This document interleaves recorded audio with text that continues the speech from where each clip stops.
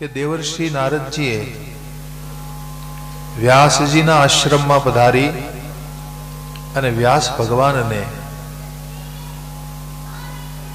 ભાગવતજીના મૂળ 4 શ્લોક એને ભણાવ્યા, જેને ચતુશ્લોકી ભાગવત કહેવાય.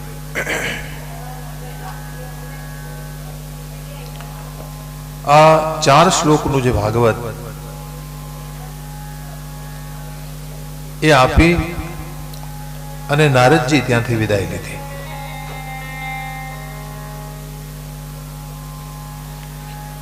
नारदजीना ओह क्या करता है ये. हरिओम हरिओम हरिओम हरिओम. श्री हरि हरिओम हरिओम. राम श्री हरि. आई धीमू ज रहे है ने धीमू ज रहे, कई वांधो नहीं. हरिओम એને કોઈ વિસલ આવશે ખોલશે. સરસ્વતી આશ્રમે પશ્ચિમી તટે सम्याप्रास इति प्रोक्तम ऋषिणा सत्रवर्धन.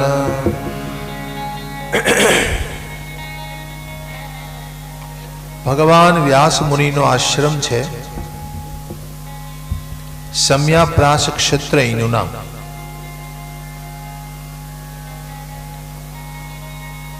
त्या आजूबाजू में बोरडीना खूब झाड़वा छे. बोरडीना झुंडना झुंड छे.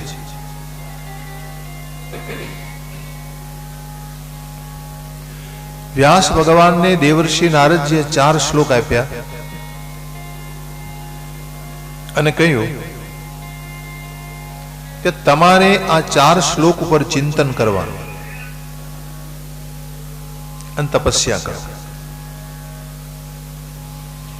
એ 4 શ્લોક તમને જે રીતે સમજાય, જે રીતે અનુભવાય, એ રીતે તમે એનો વિસ્તાર કરો.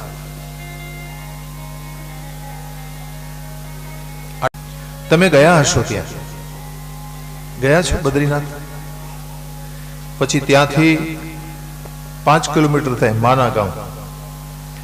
પગથિયા ચડીને ઉપર જવાનું. પેલા આવે ગણેશ ગુફા અને પછી આવે વ્યાસ ગુફા. વ્યાસ ગુફાથી તમે નીચે ઉતરો એટલે સરસ્વતીનું જે પ્રાગટ્ય છે, સરસ્વતીનું મૂળ છે, ત્યાં પણ ગયા હશો. સરસ્વતીજી એકદમ જોરદાર અવાજ સાથે પ્રગટ થઈ છે. ધોધ પડે છે, માં એકદમ અવાજ કરે છે. એ સરસ્વતીજીનું મંદિર સામે કાંઠે છે. એટલે ભીમસેને ત્યાં એક મોટો પથ્થર મૂક્યો હતો, એને નામ આપ્યું ભીમ પુલ. એના ઉપર થઈને તમે સામે જતા રહો સરસ્વતીનું મંદિર, અને ત્યાંથી તમને ભગવતી સરસ્વતીનું દર્શન થાય. તમે વ્યાસ ગુફાથી નીચે ઉતરો એટલે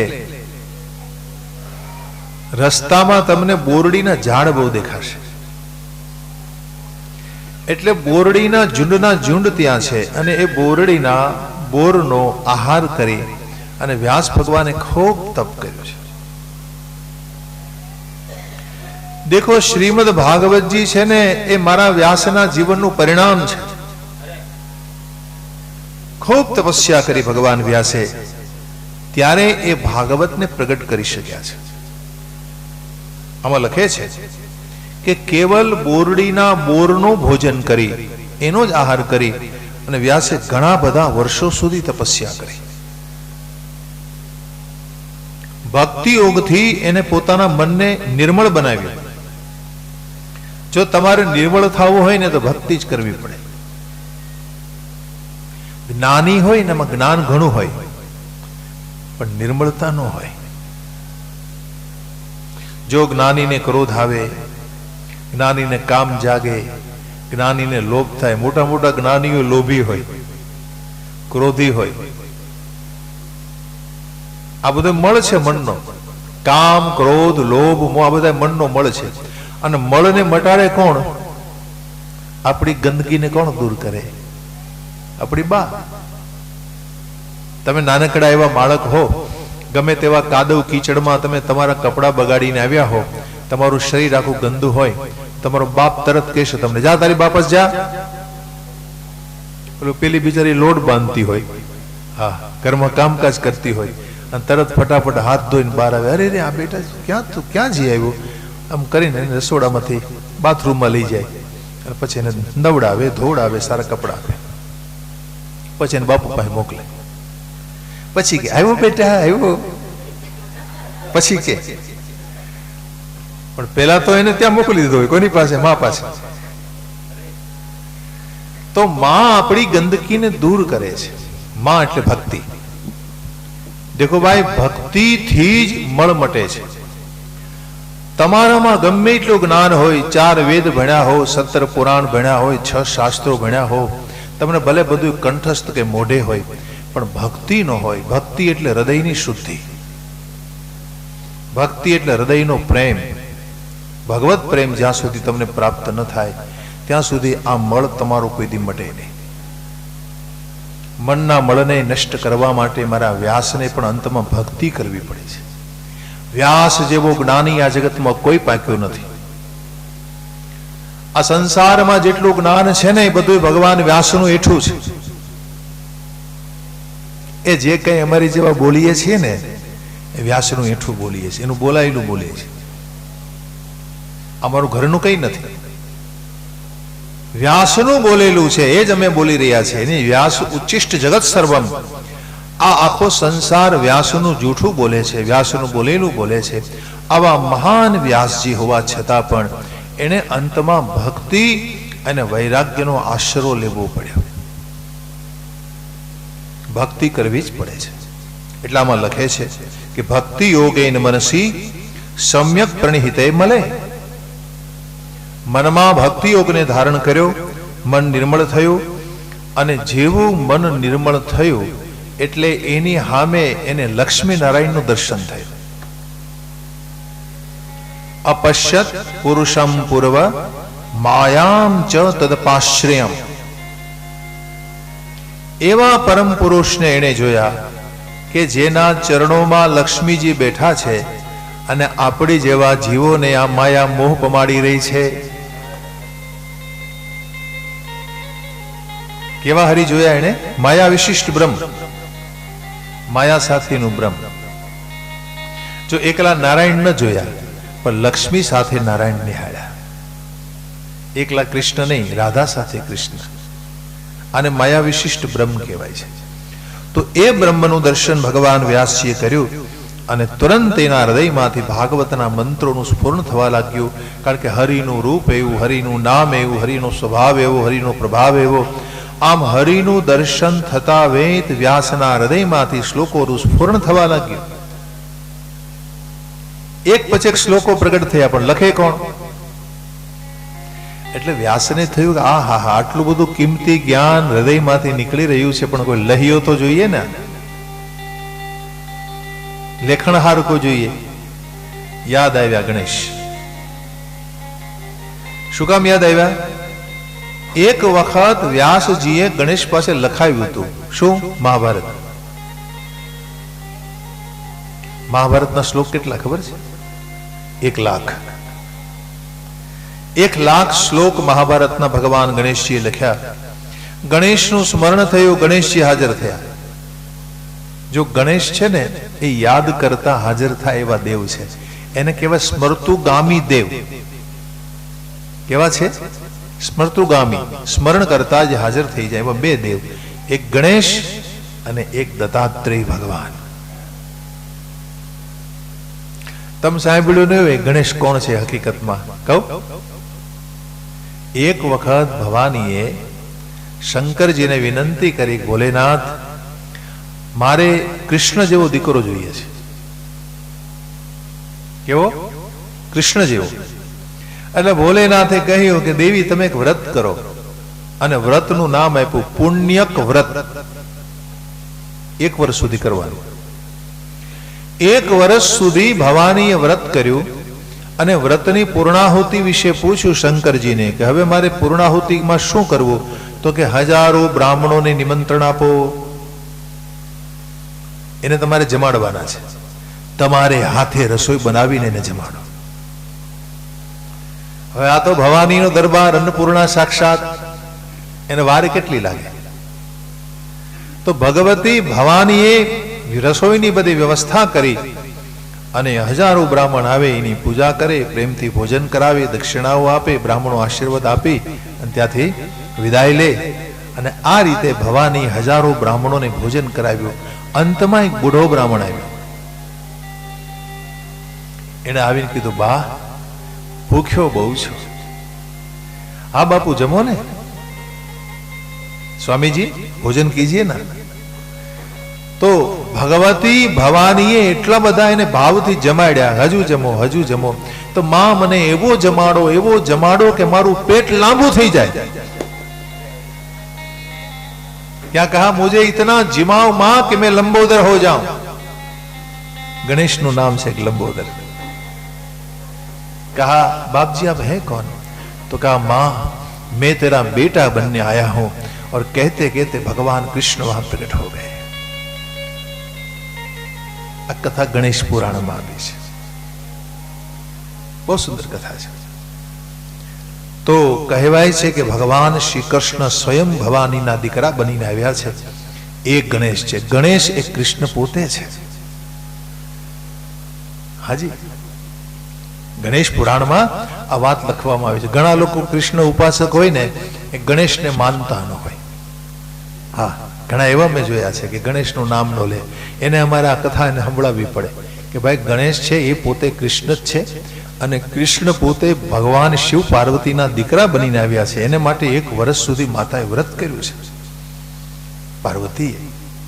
એટલે ગણેશ પોતે જ કૃષ્ણ અને પોતે જ પોતાના મહિમાને લખવાના છે. लिखवाने लगे महाराज. गणेशजी लिखने लग गए. હવે બને એવું કે બપોરનો ટાઈમ થાય એટલે વ્યાસજીને સંધ્યા કરવી પડે, એટલે એક શ્લોક એવો અઘરો મૂકી દે કે જેમાં ગણેશને વિચાર કરવો પડે. ભગવાન ગણેશે વ્યાસજીને કીધું કે મને જલ્દી લખાવજો.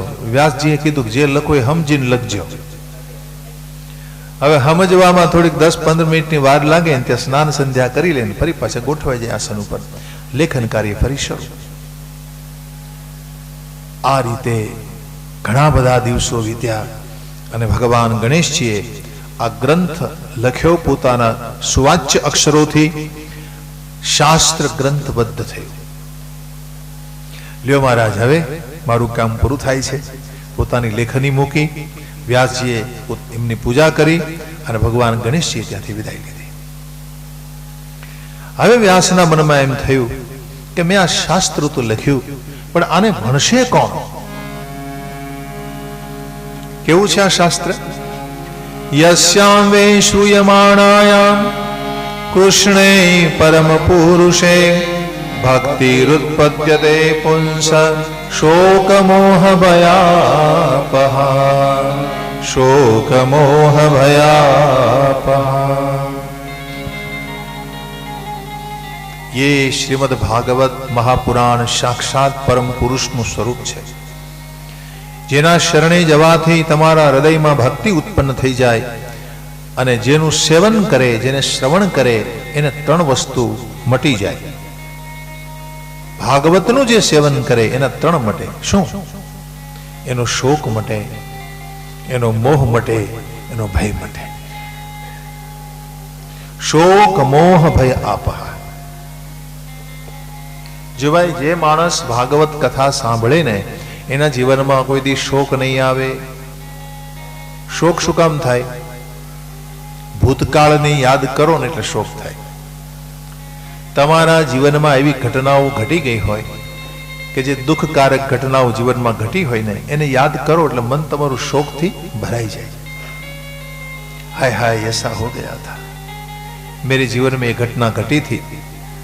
આવું તમારા મનમાં લાગશે એટલે શોક થાય. મોહ શું કામ થાય? મળેલા વર્તમાનની ઉપેક્ષા કરો એટલે મોહ થાય.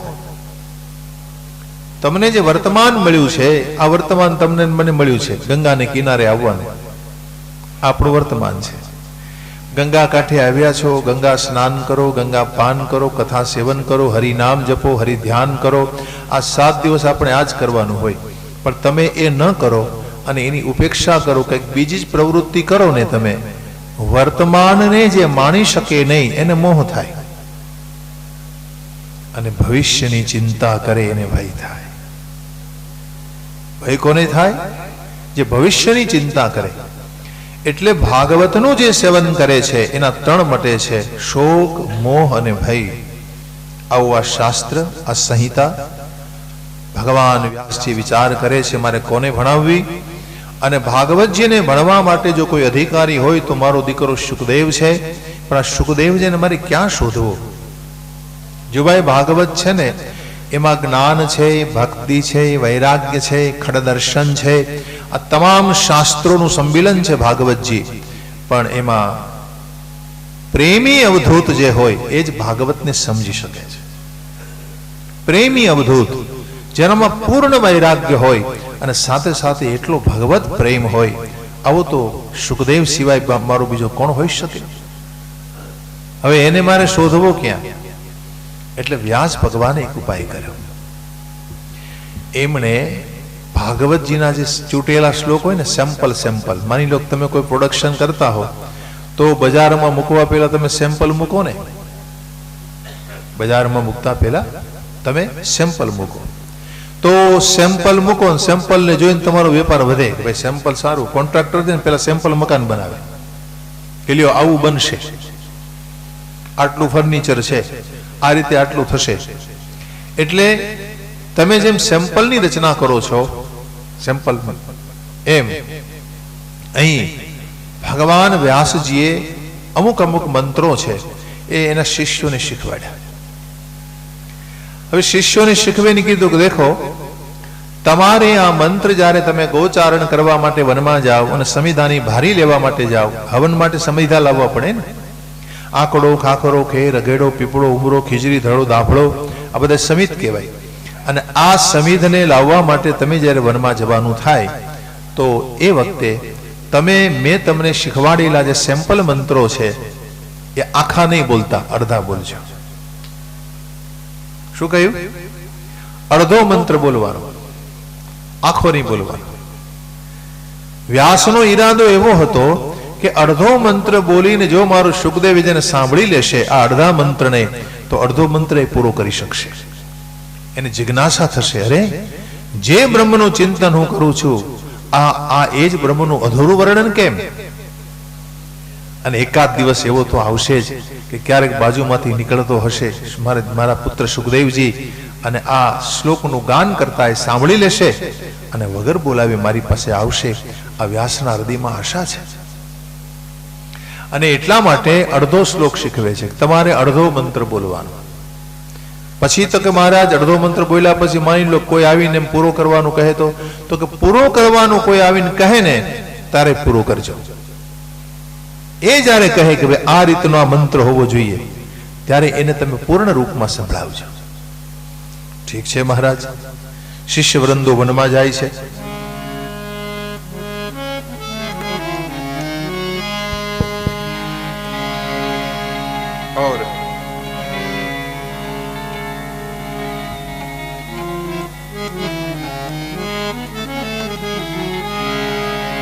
मन में आए और ये शिष्य सब गाने लगे, हरिओम. बरहा पीणम नटवर वपू कर्णयो कर्णिकारं.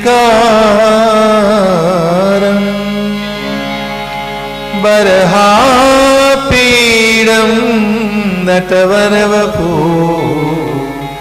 कर्णयो कर्णिकारं.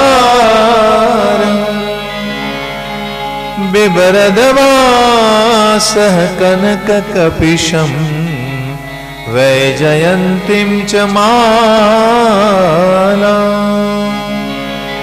बिभरदवासः कनककपिशं वैजयन्तीं च मालाम्. અડધો મંત્ર બોલે, બીજો શિષ્ય વળી બીજો સેમ્પલનો અડધો મંત્ર બોલે, ત્રીજો શિષ્ય ત્રીજો મંત્ર બોલે. આ પ્રકારે દિવસો વીતી રહ્યા છે. થોડા દિવસ પછી અનાયાસ ત્યાંથી સુખદેવજી પસાર થયા. ભગવાન સુખદેવજીના કાનમાં આ મંત્રના શબ્દો પડ્યા. ભાગવતના દસમ સ્કંદનો 21મા અધ્યાયનો આ શ્લોક છે. અને આ શ્લોક છે ને એ ભાગવતનો હીર છે. હીર જે માણસનું સત્વ હોય ને, હીર હોય ને, એમાં મંત્ર ભાગવતનું હીર છે. અને આ મંત્ર, આ શ્લોક એવો છે કે એમાંથી વેણુ ગીત પ્રગટ થયું છે. આ શ્લોકનું ગાન કરે છે. સુખદેવજી વહાં રૂક ગયે. બરહાપીડમ નટવર વપુ કર્ણયો કર્ણિકારમ. બરહાપીડમ નટવર વપુ કર્ણયો કર્ણિકારમ. રંદ્રાન વેણો રધર સુધયા પૂરયન ગોપવૃંદે. રંદ્રાન વેણો રધર સુધયા પૂરયન ગોપવૃંદ. બિબ્રદ વેણુ જઠરપટયો શૃંગવેત્રે ચ કક્ષે. આ બધા સેમ્પલ મંત્રો એક પછી એક ગવાય અને બાજુમાંથી ભગવાન સુખદેવજી પસાર થયા. એના પગ ત્યાં ઉભા રહી ગયા. અરે ये मैं किसका वर्णन सुन रहा हूं? बरहा पीड़म, माथा ઉપર મોરપૂછનો મુગુટ છે. નટવર વપુ, નટવર એટલે નટ એટલે અભિનેતા. એના જેવો ઉત્તમ અભિનેતા કોઈ નહીં. अरे ये तो कौन हो सकता है सिवा मेरे कृष्ण? सुखदेव जी वहां खड़े रह गए. नजदीक आए. बरहा पीड़म नटवर बपु कर्णयो कर्णिकारम व्यव्रत वेणु जठरपटयो श्रृंग वेत्रे च कक्षे. बरहा पीड़म नटवर बपु कर्णयो कर्णिकारम. કાનમાં પીળા કરેણના ફૂલો ખોસેલા છે. વન વિહાર કરવા માટે મિત્ર વૃંદો સાથે આગળ વધે છે. पास में आए. अरे भैया ये कौन सी संहिता के मंत्र तुम गा रहे हो? बाबा जी ये जो शास्त्र है हमारे गुरुदेव व्यास ने नया नया लिखा है. अच्छा ये नया नया शास्त्र लिखा है, लेकिन ये वर्णन तो जो मैंने सुना आपके मुंह से वो अधूरा क्यों है? बाबा जी अधूरा नहीं है, हमको इतना ही सिखाया है. हमको कहा कि आधा मंत्र बोलना. अच्छा तो चलो आधा में पूरा कर देता हूं. સુખદેવજી કહે છે કે અડધો મંત્ર મને એવો દેખાય છે કે આ શ્રી કૃષ્ણ વનમાં પ્રવેશ કરે છે ત્યારે એના હાથમાં વાંસળી છે અને વેણુ પોતાના અધરોષ્ટ ઉપર ધરી છે. ગોપવૃંદોની સાથે વિહાર કરતા કરતા વનમાં પ્રવેશ કરે છે. રંધરાન વેણો રધર સુદયા પૂરયન ગોપવૃંદે. રંદ્રાન વેણો રધર સુધયા પૂરયન ગોપવૃંદે.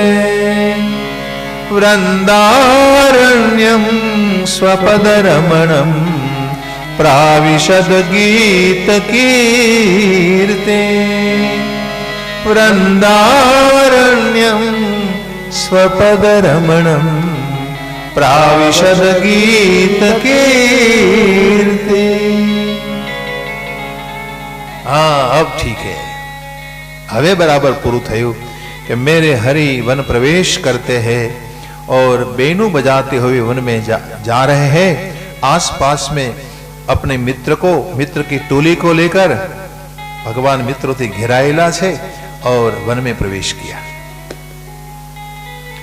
अरे भैया ये तो मेरे ब्रह्म का सगुण वर्णन है. जे ब्रह्म ने हूं निराकार निर्गुण स्वरूप में भजू छू અને એ જ બ્રહ્મ જો સગુણ બનીને આવે તો આવા હોય. જે બ્રહ્મ દરેકના હૃદયમાં આત્મા રૂપે છુપાઈને બેઠા છે એ જ બ્રહ્મ જો નિર્ગુણ માંથી નિરાકાર માંથી સગુણ સાકાર બનીને આવે તો આવા હોય. बड़े अद्भुत मंत्र है. तो व्यास ने लिखा है सब ये. हाँ महाराज, तो आपको पता नहीं होगा, आप मुझे जानते हो? नहीं बाबा, हमने तो आपको कभी देखा नहीं. तो सुनो, मैं व्यास का बेटा हूं. अच्छा, आप सुखदेव जी हैं? बड़ी अच्छी बात. सब प्रणाम करने लग गए. सुखदेव जी के बारे में सुना था लेकिन देखा नहीं था किसी ने. महाराज प्रणाम आपको, प्रणाम प्रणाम. बहुत बातें हुई. सांज પડવા આવી. સમિધાઓ જે લીધા તેની ભારીઓ તૈયાર થઈ ગઈ. સંધ્યાનો સમય થયો. એટલા બધી ભારીઓ પોતાના માથા ઉપર મૂકી મૂકી અને બધા ચાલ્યા. સુખદેવજી કીધું, લાવો એક ભારી હું પણ લઈ લઉં. કેમ महाराज, आपको आगे बढ़ना? नहीं, मुझे आना है, मुझे मेरे पिता से मिलना है. देखो श्रीमद भागवत जी ना एक श्लोक नी कमाल. एक श्लोक ज्યાં भागवत जी नो सांभळ्यो सुखदेव जी महाराज अविरक्त महापुरुष के जेनु क्यांय एटेचमेंट न होय, जेनु मन क्यांय न होय, जेनु मन केवल ब्रह्माकार अवस्था में रहतु होय, आ भागवत जी ना मंत्रों केवी कमाल करी के एने एम थयुं के आ एक सेम्पल आवुं छे तो बाकीना बधाय मंत्रों केवा हशे. सेम्पल आबू होय. सेम्पल केटलुं आपणे सेम्पल मूकीए ने, बाकीना मंत्रों केवा हशे. अच्छा चलो, मैं आ रहा. संध्यानो समय थवा आव्यो छे. आजे वातचीत करता करता व्यास शिष्योने आववामां थोडुं मोडुं थयुं. भगवान व्यासनी संध्या वंदन थई गया. उटला उपर बैठा छे. चंद्रमानो उदय थयो. मनमा विचारे छे, हजू चांदो उग्यो छतांय मित्रो हजू मारा शिष्यो हजी केम न आव्या? बधाए पधार्या छे. भारीओ नीचे मूकी छे. आह्लादक वातावरण छे. मंद मंद वायु वाई रह्यो छे. भगवान व्यास ध्यान निमग्न छे. शिष्यो आवीने पोतानी भारीओ नीचे मूकी अने गुरुदेवने प्रणाम कर्या. गुरुदेव, त्वाम अहम अभिवादयामि. हे गुरुदेव, अमे आपनुं अभिवादन करीए छीए, अमे आपने प्रणाम करीए छीए. आ प्रकारे वंदन कर्युं भगवान व्यासजी ने. अच्छा बेटा, आशीष आशीष. कल्याण वमस्तु. आपनुं कल्याण थशे, आपनुं कल्याण थशे. आपनुं आरोग्य सारू रहेशे. एम भगवान व्यास आशीष आपे छे. एक पछी एक बधाए शिष्यो प्रणाम करे. पधार्या सुखदेवजी. सुखदेवजी आवीने प्रणाम करीने कह्युं, पिताजी, आपके चरणों में बहुत बहुत प्रणाम. व्यास को लगा कि अभी तक तो आवाज पहचानी गई, लेकिन ये आवाज तो पुरानी लग रही है. निदाने कई सालों से मैंने सुनी नहीं, કેટલાય વર્ષોથી आवाज में सांभळ्यो નથી, પણ બહુ જાણીતી आवाज દેખાય છે. आंख खुली, नाक खोलीने જોયું तो सुखदेव जी को देखा. सुखदेव जी को पहचान लिया इन महापुरुष ने. महात्मा सुखदेव जी चरणों पकड़ा. पिताजी, मने आशीष आपो. अच्छा, मेरा सुखदेव आ गया. बहुत आशीष है. मैं तेरा ही चिंतन कर रहा था, हूँ तने ज याद करतो तो. हाँ पिताजी, मने तमने मळवानुं मन थयुं होय तो एनुं कारण तमे लखेलुं भागवत छे. जे दीकराने एना पितानो मोह खेंची न शक्यो, एने भागवतजी खेंचीने लई आव्या. दीकराने पितानो मोह छूटे खरो, अने पिताने दीकरानो मोह छूटे. पण जे पुत्रने पितानो मोह खेंची न शक्यो, पितानी ममता खेंची न शकी, एने आज भागवतजी खेंचीने लावी दीधा. पिताजीना चरणोमां मूकी दीधा. जो आ काम करे छे भागवत. भागवत छे ने ए तमे गुमावी दीधेलुं होय ने ए तमने पाछुं आपी दे छे. तमे गुमावी दीधेलुं व्यासजीए तो गुमावी दीधा हता ने पोताना दीकराने गुमावी दीधा हता. एने तो त्यागीने जता रह्या हता सुखदेवजी. एवा भगवान सुखदेवजी फरी पाछा आवी पड्या पिताजीना चरणोमां. એટલે ગુમાવી દીધેલું તમને જે પાછું આપે એને એને કથા કહેવાય છે. ગોસ્વામીજી રામ કથામાં આ વાત લખે છે. ગઈ બહોર ગરીબ નેવાજુ, ગઈ બહોર ગરીબ નેવાજુ,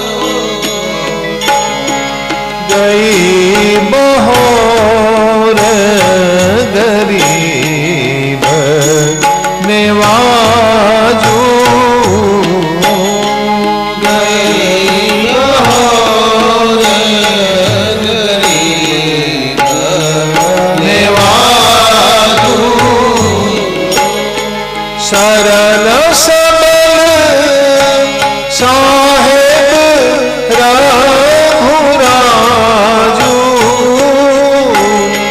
सरल साहेब रघुराजू गई बहोर गरीब नेवाजू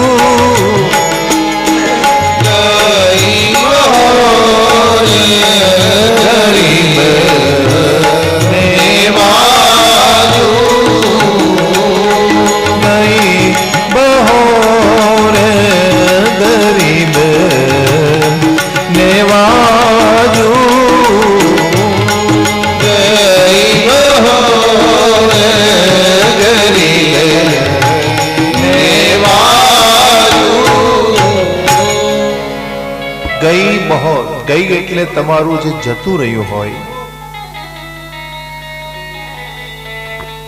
કાં સાંભળતો નથી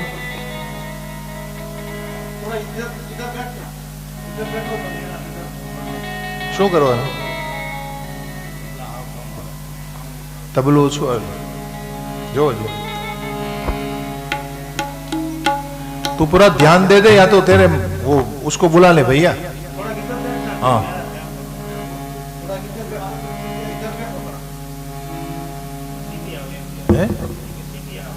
सीटी नहीं आनी चाहिए कल तो नहीं आई थी उसको बुला ले तुम्हारे मालिक को बुला ले ये भी ठीक नहीं बोल रहा है तो मैं चला रहा हूं ये जो है वो भी ठीक नहीं लग रहा है मुझे उसको बुला ले फिर से और पूरा ध्यान रख वो तुम्हें बुला रहे हो ध्यान नहीं दे रहा है तू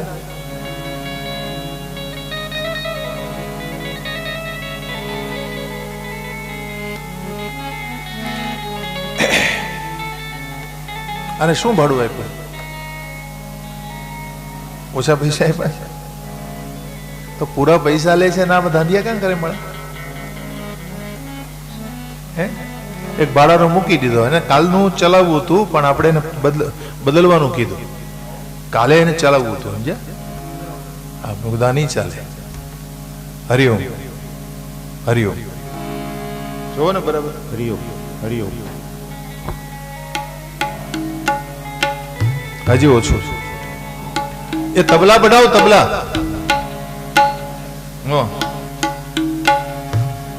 વગાડી જો ગઈ બહોર ગરીબ નેવાજુ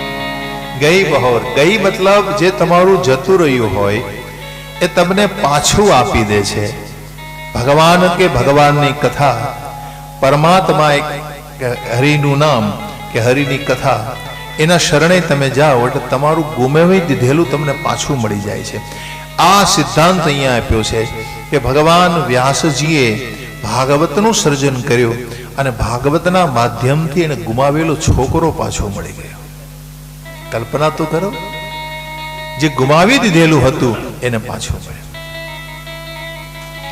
આજ વ્યાસજીનો આનંદ સમાતો નથી સુખદેવજી કહે છે કે પિતાજી મારો હક છે. આપે જે ભાગવત શાસ્ત્ર રચ્યું છે એને મારે શીખવું છે, એને મારે તમારી પાસે ભણવું છે મહારાજ. તો સસંહિતામ ભાગવતી કૃત્યામ અનુક્રમિતાત્મજમ શોકમ અધ્યાપયામાસ. આમાં વર્ણન છે કે શુકદેવજી મહારાજે એના બાપુજી પાસે રહી અને અધ્યયન કાર્ય શરૂ કર્યું, અધ્યયન શરૂ કર્યું. આમાં લખે છે કે નિવૃત્તિ નિરત મુનિ છે, મુનિવાર નિવૃત્તિમાં રહેનારા છે. આવા નિવૃત્તિ નિરત મુનિ એમણે અધ્યયન કાર્ય કર્યું છે અને પૂરું ભાગવત ભણ્યા છે. દેખો ભાગવત કોને કહેવાય? ભાગવતના ઘણા બધા અર્થો છે. શ્રીયુક્તમ લક્ષ્મીયુક્તમ ઇદમ ભાગવતમ. ભાગવત એટલે લક્ષ્મીજીની કથા, એને ભાગવત કહેવાય.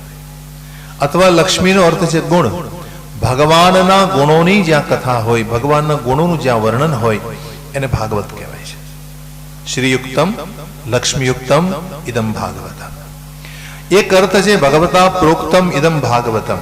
ભગવતા પ્રોક્તમ, ભગવાને પોતાના શ્રી મુખે ગાયેલું છે એટલે ભાગવત. અમુક અમુક કથા છે ને ભગવાને પોતાના મુખે ગાય છે. એક ભાગવત, બીજી ભગવદ ગીતા. આ ભગવદ ગીતા છે ને એ મહાભારતમાં છે, એટલે પોતાના શ્રી મુખે ગાય એટલા માટે ભાગવત છે. ભાગવત ભગવત્યામ ઇદમ ભાગવતમ. ભગવાન અને ભગવાનના ભક્તોની કથા છે એટલા માટે ભાગવત. જો આમાં છે ને ભગવાનના ભક્તોના ચરિત્રો છે અને ભગવાનની કથા છે એટલા માટે ભાગવત છે. ઘણા બધા અર્થો છે, એક એક અક્ષરોના અર્થો કર્યા છે. બ એટલે ભક્તિ, ગ એટલે જ્ઞાન, વ એટલે વૈરાગ્ય, ત્ય એટલે ત્યાગ. ભક્તિ, જ્ઞાન, વૈરાગ્ય અને ત્યાગની કથા છે એટલા માટે ભાગવત છે. ભાગવત, ભાગવતનો અર્થ છે ભાગ્યને વધારનારું શાસ્ત્ર છે એટલા માટે ભાગવત છે. અને દેશી ભાષામાં કહું તો ભ એટલે ભણવું, ગ એટલે ગણવું, વ એટલે વણવું, ત એટલે તરવું. ભણવા જેવું હોય તો ભાગવત, ગણવા જેવું હોય તો ભાગવત, જીવનમાં તરવા જેવું હોય તો ભાગવત, અને વણી લેવા જેવું હોય તો ભાગવત. કેટલા અક્ષર છે? શ્લોક કેટલા છે? 18,000. અધ્યાય કેટલા છે? 335. શ્લોક તો કે 18,000. અક્ષર કેટલા છે?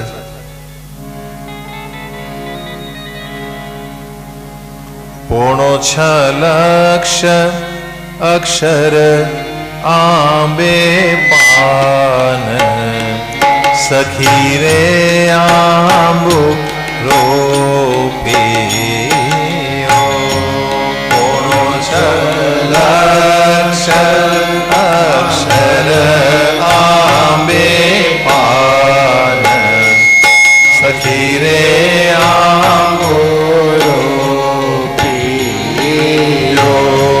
આંબો અખંડ ભુવનથી ઉથરો. આંબો અખંડ ભુવનથી ઉથરો. વ્રજભૂમિમાં આંબાનો વાસ. સખી રે આંબો રોપીઓ. વ્રજભૂમિમાં આંબાનો વાસ. સખી રે આંબો રોપીઓ.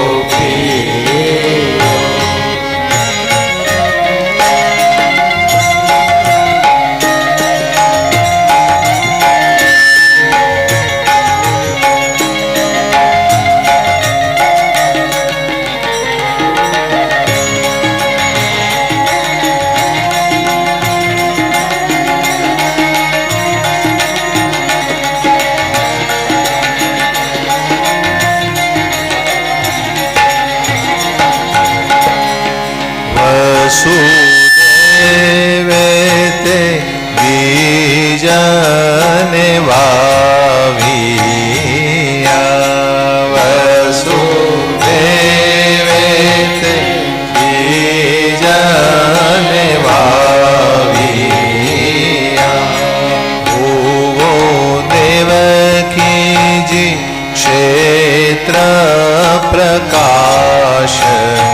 સખી રે આંબો પીઓ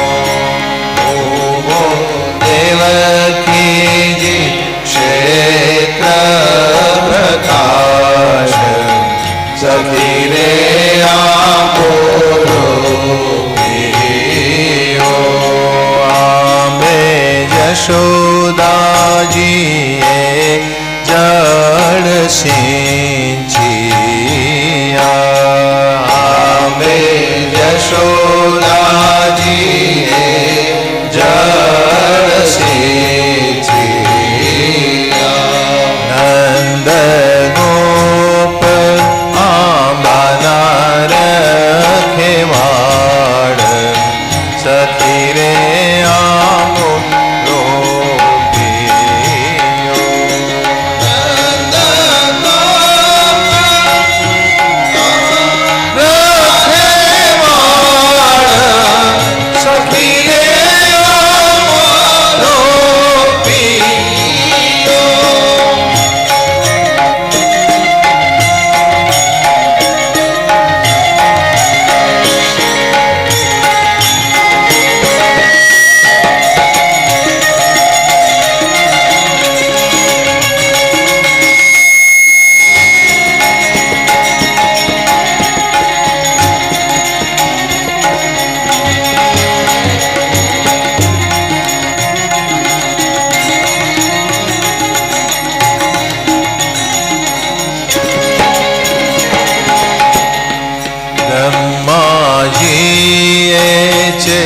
ચાર પત્ર કર્યા બ્રહ્માજીએ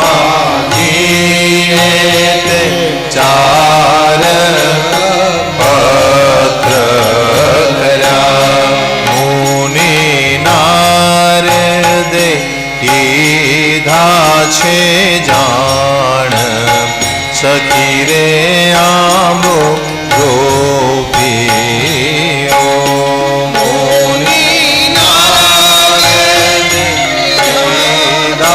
છે જાણ સખી રે આંબો પીઓ વ્યાસ મુનિએ તે ચાર પત્ર લખ્યા વ્યાસ મુનિએ તે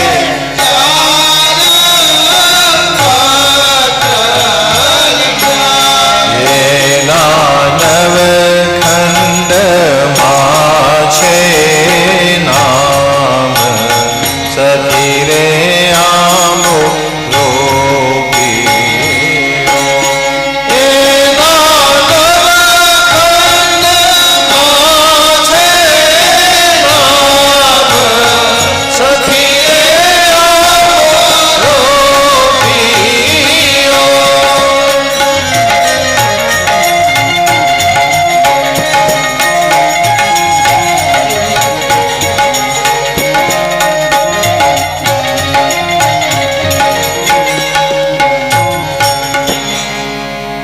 આંબો છે બહુ લાંબો 1 કલાક વહી જાય પણ હું આપને કહેવા માંગુ છું કે શ્રીમદ ભાગવતજીમાં 6.5 લાખ અક્ષર છે 5,45,000 અક્ષર 5,45,000 75,000 5,75 6.5 લાખ અક્ષર છે તો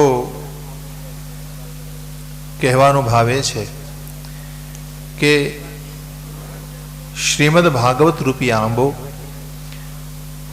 દેશી ભાષામાં માધવદાસે ગાયો એનું વર્ણન કર્યું સુંદર પ્રકારે ભાગવત એવું નામ આપ્યું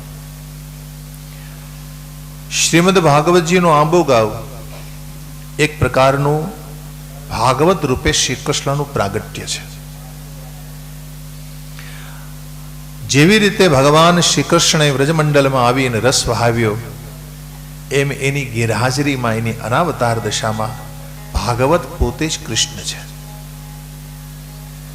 ભાગવત પોતે જ પરમાત્મા છે ભાગવત પોતે જ સુખ છે ભાગવત પોતે જ આનંદ છે, ભાગવત પોતે જ શાંતિ છે, અને એના શરણે જાઓ, તમારું જીવન રસમય બની જશે. સુખદેવજી મહારાજે અધ્યયન કાર્ય પૂર્ણ કર્યું. નિવૃત્તિ નિરત મુનિ છે. શૌનકજી પૂછે છે કે મહારાજ નિવૃત્તિ નિરત છે, બધાની ઉપેક્ષા કરનારા છે. કસ્યવા બ્રુતિ મેતા આત્મારામ સમભ્યસત. આવા આત્મારામ મહાપુરુષને ભાગવત ભણવાની જરૂર શું હતી મહારાજ? એ ભાગવત શું કામ ભણ્યા? આવા આત્મપુરુષ હોય એને ભાગવત ભણવાની આવશ્યકતા શું છે એ મને કહો. એને તો ધ્યાન સહજ છે, એની પાસે અનેક પ્રકારની સિદ્ધિઓ છે, શ્રી કૃષ્ણ લીલાનું દર્શન કરે છે નિત્ય, અને એને ભાગવત ભણવાની જરૂર? એટલે સુતજી એનો જવાબ આપે છે, સવે આત્મારામઃ મુનયો નિર્ગ્રંથા અપિ વૃક્રમે કુર્વંત હેતુ કિમ ભક્તિમ ઇત્થં ભૂત ગુણો હરિ. જે મુનિ આત્મારામ છે, આત્મામાં રમી રહ્યા છે, જેના હૃદયની ગ્રંથિઓ તૂટી ચૂકી છે, જેના હૃદયમાં કોઈ ગાંઠ જ નથી, કામ ક્રોધ લોભ મોહ આવી કોઈ ગ્રંથિ જેના હૃદયમાં નથી, આવા મહાપુરુષો ભગવાનની અહેતુકી ભક્તિ કરે છે. કુર્વંત હેતુકીમ ભક્તિ, તો અહેતુકી ભક્તિ કરે છે એનું કારણ આપ્યું કે હરિના ગુણ એવા છે. ઇત્થમ ભૂત ગુણો હરિહિ, ઇત્થમ ભૂત ગુણો, હરિના ગુણ એવા છે. દેખો, હરિના ગુણોની ચર્ચા જ્યાં થતી હોય ને એ મહાપુરુષોને સાંભળવી ગમે છે. થોડા બેજ કમ કર દો, બેજ ગમ ગમ ગમ આવાજ આતી પીછે છે. राम, बेज थोड़ा कम कर दो. हरिओम, हाँ हरिओम जी. अरे बेज आ रहा था, कम करो. हरिओम श्री हरि, ज्यादा कम कर दिया. हरिओम श्री हरि. खोटा वखाण कर दो तुम्हारा है. हाँ शू बोल बोल. हाँ क्या नहीं, वो कम कर देता है बैठे बैठे. बोल बोल नहीं करते, वो नहीं होता है अच्छी, इसलिए बोलना पड़ता है. हाँ हरिओम हरिओम हरिओम. अगर कोई से जरूरत पड़े तो बोलना तो पड़ेगा ना. हाँ आपका काम क्या है? हम जो कहे वही करना है आपको वहां बैठे बैठे. श्री हरि. हरिओम. विसल आएगी, कुछ न कुछ होगा. हाँ ये कम हो जाएगा, ये ज्यादा हो जाएगा. देखो ये विसल आई, क्या करोगे?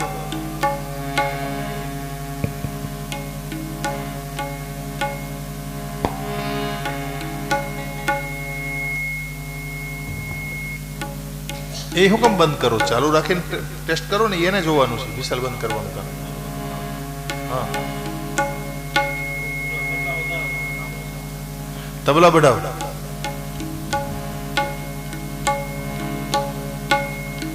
બેઠા બેઠા બટન ફેરીવાજ કરે કંઈક ને કંઈક અખતરા કર્યા.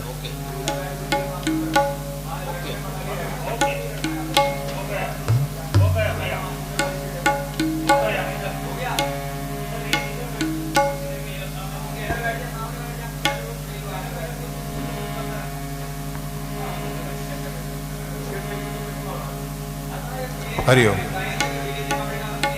श्री हरि. हरिओम. ये बोल रहा है, ये भी नहीं, ये पास में जो नीचे है वो उसमें आवाज नहीं आ रही. हाँ ये इनपुट बिल्कुल बंद है.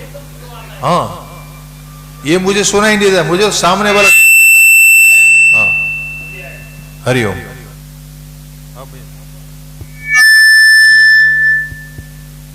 हरिओम हरिओम राम. हरिओम हरिओम. हाँ એવું થાય છે. આ એક બંધ કરીને તમારું ચાલુ થાય ને એટલે ધીમું કરી થોડું ફાસ્ટ કરી. એવું કરતા હોય આ લોકો. हरिओम राम. वो सामने वाला बंद है क्या? हाँ, चेक करे. ओम श्री हरि. हाँ, अब रहने दो भाई. आधे घंटे से तो टेस्टिंग हो रहा है, बीच बीच में कथा छोड़कर.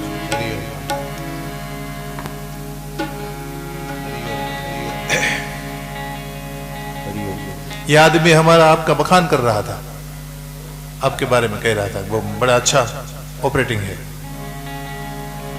गलत. ओम श्री हरि.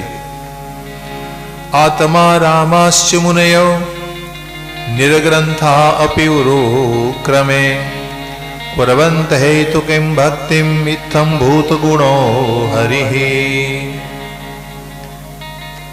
जे मुनिवर आत्मा राम छे, જેના હૃદયની ગ્રંથિઓ તૂટી ચૂકી છે, રહીને તો ઠીક હો ગયા, અબ ઠીક હુઆ. આવા મહાપુરુષો હરિની અહેતુકી ભક્તિ કર્યા કરે છે. શા માટે? તો કહ્યું હરિના ગુણ એવા છે, ભગવાનના ગુણ કેવા છે, તો એને માટે આપણા મહાપુરુષોએ બહુ સુંદર વ્યાખ્યાઓ કરી છે. એક વખત કાશીમાં પ્રકાશાનંદ સરસ્વતી નામના एक संत पधार्या. गंगा ने किनारे एनी धर्मसभा थी. हवे ए धर्मसभा में गौरांग महाप्रभु पधार्या. चैतन्य महाप्रभु जी धर्मसभा में पधार्या ने એટલે જ્યાં સભા હતી ને જે હોલમાં ને પગથિયા ઉપર આવીને બેસી ગયા. ક્યાં બેઠા? પગથિયા ઉપર. नहीं तो महापुरुष जયારે पधारे माभो करता आवे ने एनी आगळ बे पांच जणा चालता हो, चलो जग्या करो, चलो चलो चलो चलो, आम आम जग्या करता करता आगळ वधता होय. पण गौरांग महाप्रभु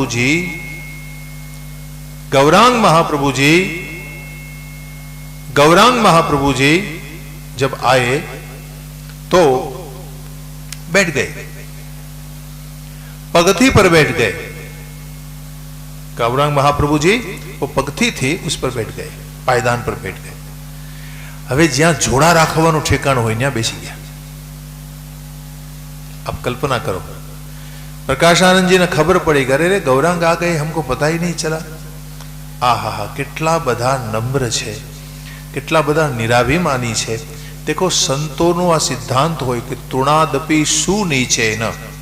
तृणादपि, जो पीछे एक विसल आ रही है, धीमी धीमी विसल आ रही है, सुनाई दे रही आपकी? हाँ, आप कम करोगे तो आवाज कम होगी.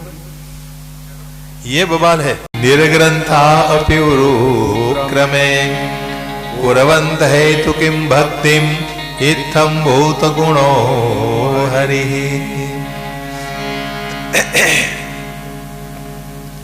जो महापुरुष आत्मा राम है, जेना हृदयनी ग्रंथिओ तूटी चुकी है, आवा महापुरुषो हरिनी अहेतुकी भक्ति कर्या करे छे, कारण के हरिना गुण एवा छे.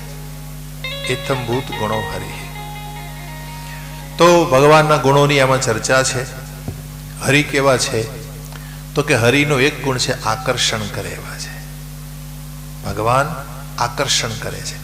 तमे जो 5000 वर्ष पहला अवतार धरीने आव्या ए प्रभु, ए આજે પણ મારું તમારું આકર્ષણ કરે, એની કથા મારું તમારું આકર્ષણ કરે છે. તો ભગવાનનું રૂપ, નામ, સ્વભાવ, પ્રભાવ એ આપણું આકર્ષણ કરે છે. તો પહેલા ગુણ. दूसरा, भगवान प्रेम आपे छे. आ एनो बीजो गुण छे. भगवान प्रेम आपे एवा छे. देखो आ संसार ने भगवान ने प्रेम थी पुष्ट कर. प्रभु सबको प्रेम देते हैं. भगवान का प्रेम अलौकिक प्रेम है, हमारा प्रेम लौकिक प्रेम है. हमारा प्रेम कैसा है?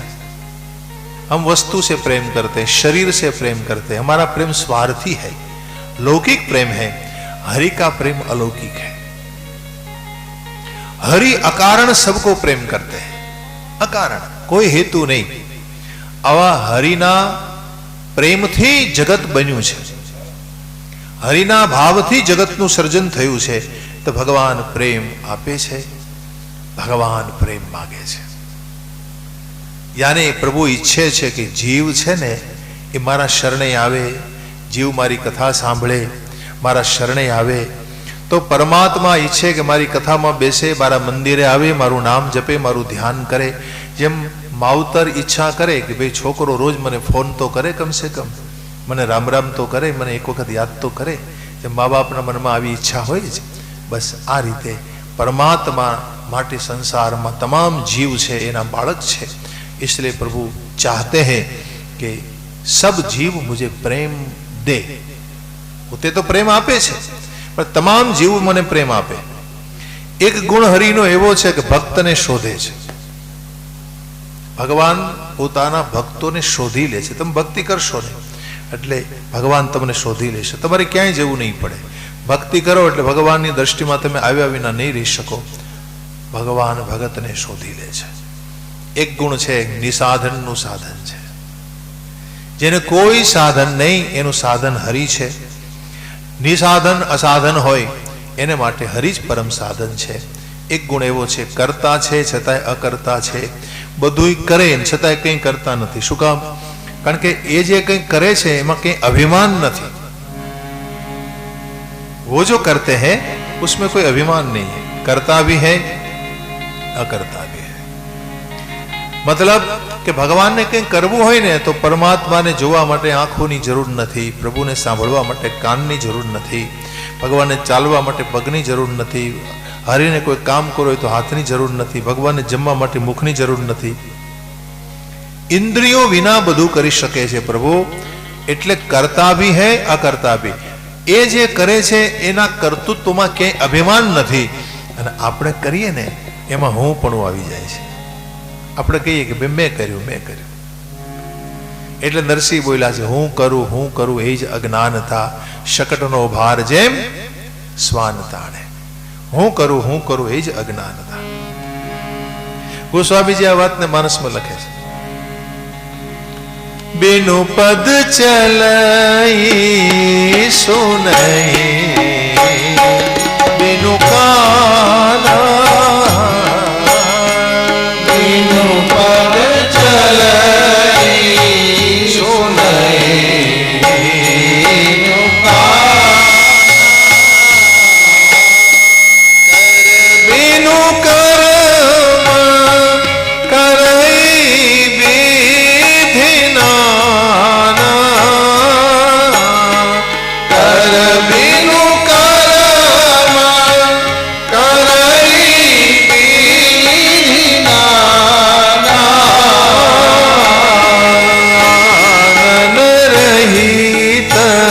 सकल रस भोगी,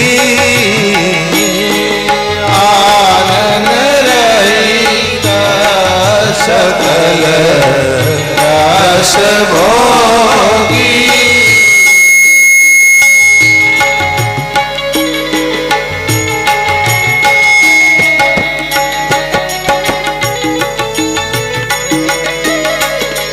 बिनु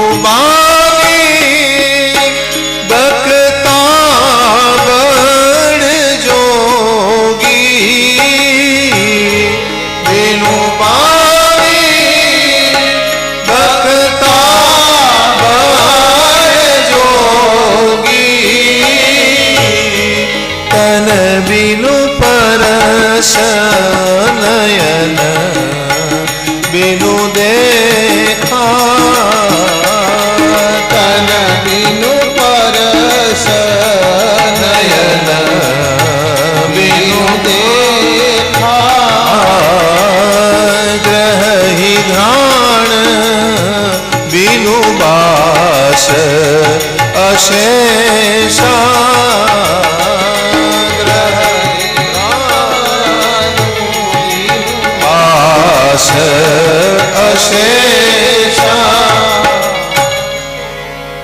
बिनु पद चलई सुने बिनु काना. ભગવાન પગ વગર ચાલી શકે છે, કાન વગર સાંભળી શકે છે, આંખ વગર જોઈ શકે છે, હાથ વગર બધા કામ કરી શકે છે. ભગવાનને કંઈ કરવું હોય તો ઇન્દ્રિયોની આવશ્યકતા નથી. એટલે કીધું કરતા ભી હૈ અકર્તા ભી હૈ. કરતા